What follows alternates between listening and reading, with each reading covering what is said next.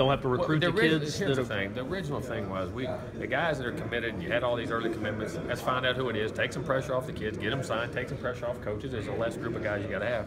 Well, then it manifested itself into this, and then it started into the early visits in April, May, and June. And I mean, this whole thing of, I mean, you're opening up Pandora's box now. I mean, as far as it's a hard-driven thing for coaches now. I mean, they're going to be, that's 8 months of wide open recruiting with visits and everything else. That's a big thing to go through, but we'll sort through it as a group and find out what the consensus is.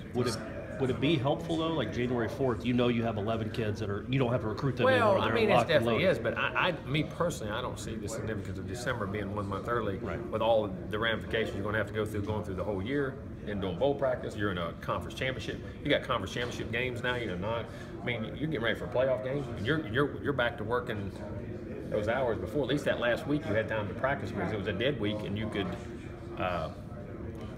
just concentrate on your bowl game. You know what I'm saying? When those days there are the hardest days of all. I mean, because you're coaching and recruiting at a high level, so it's very difficult. But everybody's in the same boat, so figure through it and go. Jimbo, do you like the idea that's been floated about extending the red shirt to 4 games and maybe having some of these red shirts playing bowl games? I think you do. I think for player safety, it's a good rule because I think at the end of the year if a guy has developed himself and ready to play, he may not have been ready early, and all of a sudden you've had some injuries. In those last 4 games, you could get whether he's on special teams or they've incorporated themselves into playing time of maturity or whatever. I think that is a significant thing to do, and I think it's a good thing. I think it'll help player safety, especially with the low number of scholarships you have, with things that the accumulation of. Could be one of those years you have injuries or people to take less plays off for a guy late in the year. I think it's a very applicable good rule. Does it seem like most of the league coaches would be in favor of that? We do. Okay. We do. You had before talked about maybe having 5 years to play 5. I talked about that. It didn't get much traction in the thing, and but I don't know. But that was something I did, is eliminate the whole thing because if a guy's ready, he's ready. And listen, if he graduates in 4 years, he's out of there anyway. He's not playing 5. And if he's good enough, he's leaving in 3 anyway. So you're not going to have many guys that are going to stay 5 years because they're all graduating. And if most of those guys do, but it didn't go. So this is kind of a catch-all to that. In terms of the staff sizes, is that something that you guys have talked much about? Well, I mean, it is, but you have to define that. I mean, that's something that I think is around, but you got to define it. What's countable, what's not countable, what that whole criteria is. I mean, you have to define what you're talking about. I think before you get into that world. Yeah, because there were some numbers that came out from the NCAA, but they didn't look like it wasn't apples to apples. Probably. No, it's not, and I think that's where your whole discrepancy is. Did you bring up the late hits on DeAndre during any of the? I don't know if you've talked to. Oh yeah, and officiating. Yeah, we do. We have. I mean, it's not just on that. I said and just how we the targeting rules, just in general how they're called, and the review rules. We went over not everything in officiating. Late hits, protection, player safety. I mean, cut blocks, different angles. I mean, that's whole. Just we all did as coaches. We all had.